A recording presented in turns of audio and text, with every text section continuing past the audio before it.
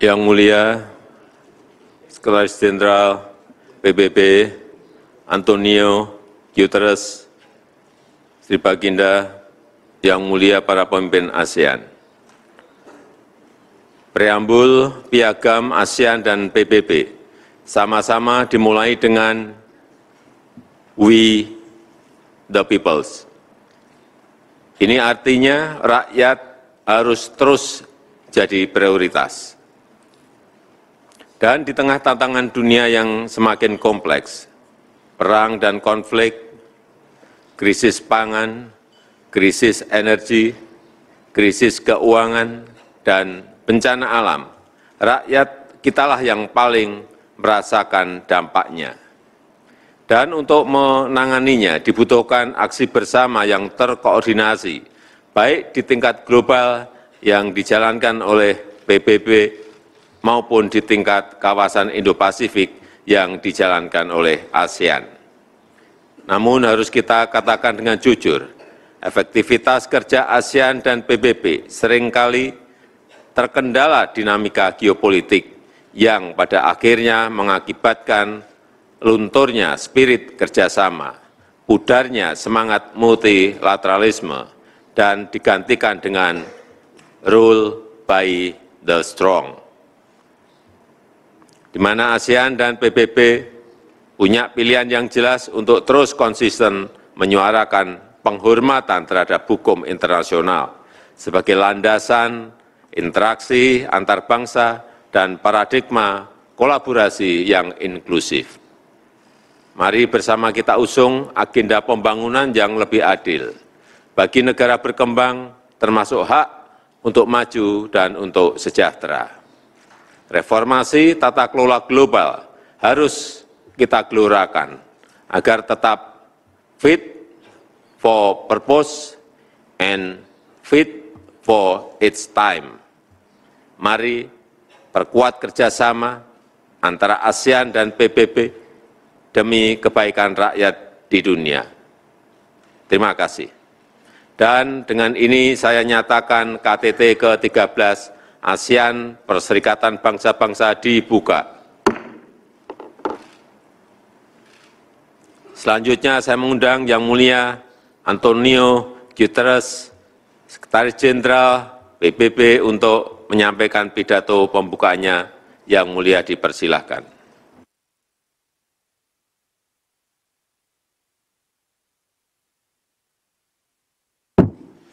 Your Majesty, Excellencies, Mr. Chair, President Joko Widodo, thank you for your warm welcome. And allow me to express my enormous appreciation for the wisdom and effectiveness in which you have not only leading ASEAN, but I remember the G20 last year with a fantastic contribution to improve international relations in our unfortunately divided world. Congratulations, Mr. President. And allow me also to welcome Prime Minister Xanana Gusmão with the presence of Timor-Leste for the first time as observer in ASEAN. Your Majesty, Excellencies, the ASEAN-UN Comprehensive Partnership is more important than ever. We face tests as far as the eye can see, from the climate emergency to a global cost of living crisis, to raging conflicts, to growing poverty, hunger and inequalities. And all these challenges are aggravated by rising geopolitical tensions. There is a real risk of fragmentation, of a great fracture in world economic and financial systems, with diverging strategies on technology and artificial intelligence, and conflicting security frameworks. And I commend ASEAN for your vital role in building bridges of understanding all over the world.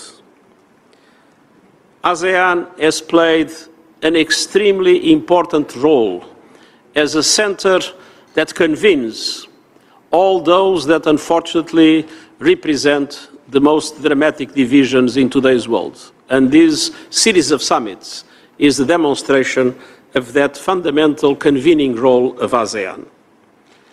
And we need it in a world that is increasingly multipolar, but requires strong multilateral institutions to go with it, based on equity, solidarity, and universality. Your Majesty, Excellencies, I am grateful for your steadfast support for multilateral solutions and your contribution of over 5,000 peacekeepers from ASEAN countries. Today, allow me to focus on three critical areas. First, advancing peace through diplomacy. ASEAN's convening power, commitment to dialogue, and experience in conflict prevention are crucial pillars of stability. Today, tensions remain high, from the Korean Peninsula to the South China Sea. I am grateful to ASEAN member states for your pursuit of dialogue and peaceful dispute resolution rooted in the respect for international law, including the UN Convention on the Law of the Sea. Your Majesty, Excellencies, since we gathered last year, the situation in Myanmar has further deteriorated. Brutal violence, worsening poverty, and systematic repression are crushing hopes for a return to democracy. The conflict is exacerbating existing inequalities and vulnerabilities faced by women and girls, including sexual violence, forced marriage, and human trafficking. More and more people are crossing borders in desperate search for safety and protection, and the situation is untenable. Over 1 million Rohingya remain in Bangladesh, in the world's largest refugee camp. And regrettably, the conditions for their safe, voluntary, and dignified return are not yet in sight. Much more is needed. I fully appreciate the principled approach of ASEAN through the 5-point consensus, and I urge all countries to seek a unified strategy towards Myanmar. And I also acknowledge the determined efforts of the chair of ASEAN, Indonesia, to engage all sides of the conflict in political dialogue. And my call to the military authorities of Myanmar is clear: free all detained leaders and political prisoners, open the door towards the full restoration of democratic rule. Your Majesty, Excellencies, we must also end our assault against the planet. ASEAN ranks amongst the most biodiversity-rich regions and is highly vulnerable to natural disasters. We can still limit the worst impacts and meet the goals of the Paris Agreement. I've put forward the Climate Solidarity Pact, in which all big emitters make extra efforts to cut emissions and wealthier countries support emerging economies to do so. And I have proposed an acceleration agenda that calls on developed countries to reach net zero as close as possible to 2040 and the emerging economies as close as possible to 2050. ASEAN is uniquely positioned to be a leader of an energy transition that is global, sustainable, just, inclusive, and equitable. I commend ASEAN member states that are pioneering just energy transition partnerships like Indonesia and Vietnam. And I commend all who are accelerating the phase-out of coal and jump-starting a fair and inclusive renewables revolution. But greater ambition is still needed, along with much greater support. Developed countries must finally deliver on their commitments to developing countries. Your Majesty, Excellencies, resources are also central in the third area for action, rescuing the Sustainable Development Goals. I've called for deep and structural changes to make global frameworks, including the Bretton Woods system, more representative of today's economic and political realities, and also more responsive to the needs of developing countries. Such change will not happen overnight, and I have proposed concrete steps we can take now, including a Sustainable Development Goals stimulus of $500 billion a year, to the benefit of developing countries for them to be able to reach the Sustainable Development Goals. These and other action would catalyze SDG progress and help developing countries invest in key transitions across energy, food, digital education, health, decent jobs, and social protection. Your Majesty, Excellencies, I count on ASEAN member states to help raise global ambition in the vital months ahead.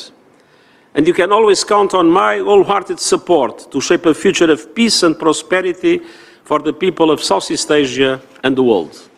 Thank you.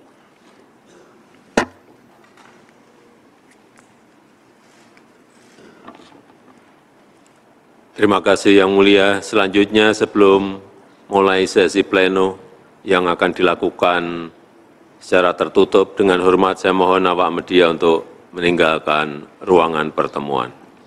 Terima kasih.